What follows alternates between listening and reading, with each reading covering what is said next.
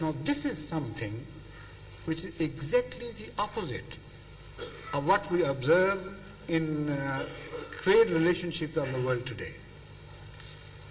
The flow of wealth by a thumb rule is always in the direction of the rich countries and more advanced countries. I'm not an economist, but I understand this much at least, that it is impossible for the third world countries to remain in trade relationship with advanced countries and yet prevent the flow of wealth from their countries to the rich. Now, another factor which has to be borne in mind and which I think is highly important is the fact that in those countries and those societies, particularly the advanced ones, where the standard of life is raised consciously to a better and higher standard with the passage of time,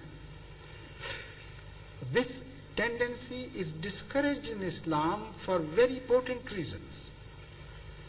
Islam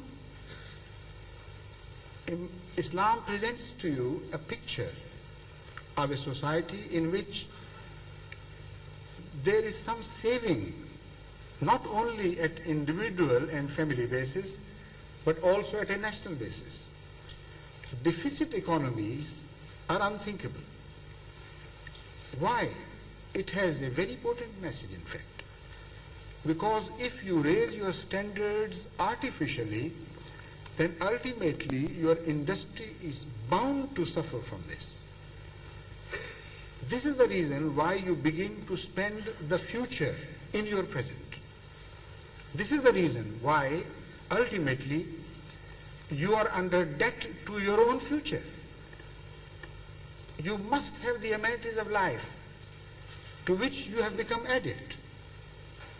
And that is a situation which is extremely dangerous for the poor countries.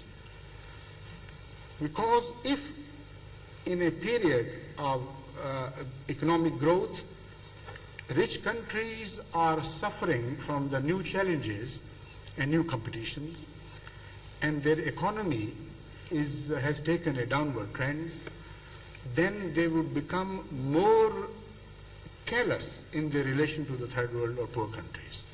They are bound to be that.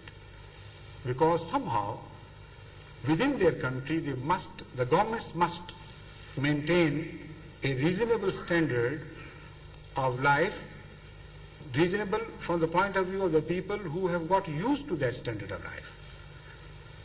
So ultimately these situations develop and accumulate in factors which create wars.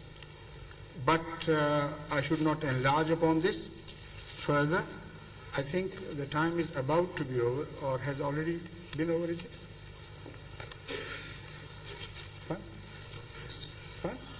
Questions? Okay. So I leave the question of economy unfinished, and I have not been able to touch upon politics, but still I have been told that perhaps I have already taken more than the time allotted to me for this address. Now it's turn for you to ask any questions, if you may please. Thank you.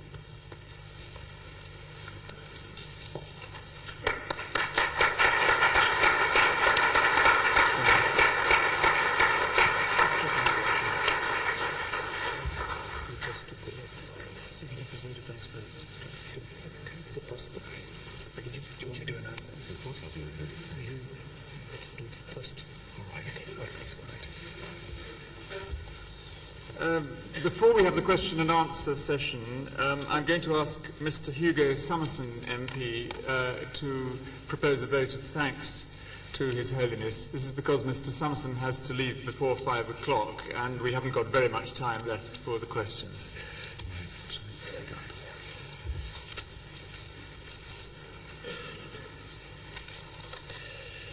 First of all, I should say I'm sorry for not being able to be here for the entire conference. I hope that no one will therefore consider me presumptuous for giving the vote of thanks when I haven't even been here the whole time. Society today is much more diverse than it was only 50 years ago.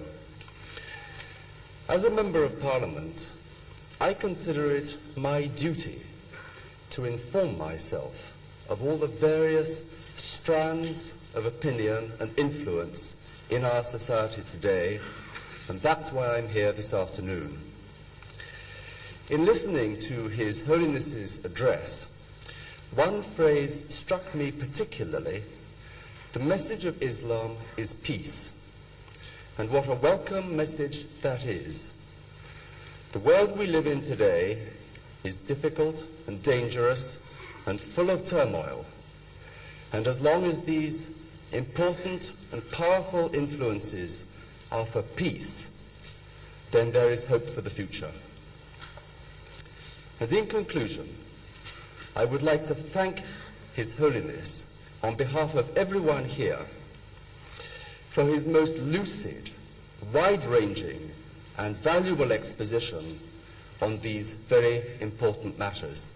Thank you very much indeed.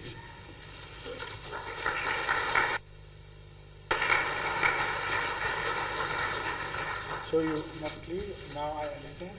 I must leave, I'm afraid. Thank you very much. Thank you very much indeed. Do you want most of the questions are yours?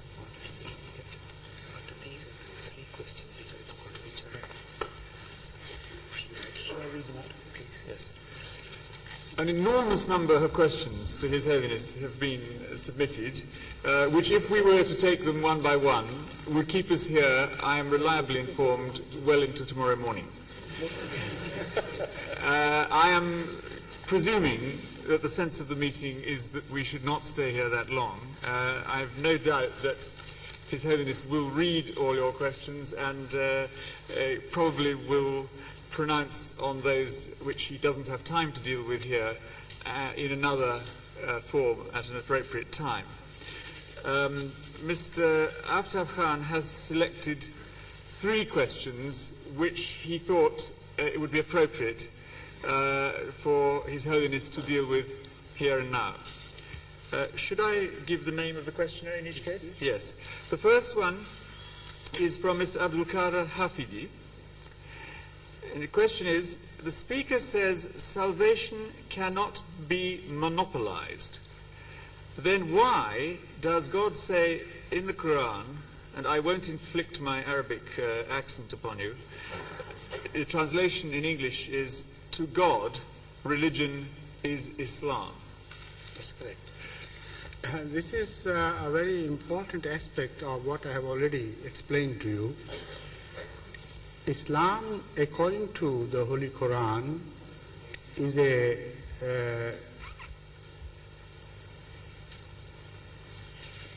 let me say, is an epithet or a description which is not applicable only to the religion known as Islam, but applicable to all the religions of the world at their sources. Islam means submission and total submission. And according to Islam itself, every religion of the world was based on Islam. So also the faith of Abraham is mentioned as Islam. That is one reason why you see an apparent contradiction in these 2 statements. Another is that, as I have already declared, according to Islam, although salvation is dependent upon truth of a person more than what he believes in. If he believes in something to be true in all his honesty and sincerity, and there is no contradiction in him regarding his belief and his actions, then he would not be held responsible for his errors of judgment. This is the fundamental philosophy of Islamic teaching. But at the same time, Islam declares, and the Holy Quran declares in other places, that Islam is the final religion.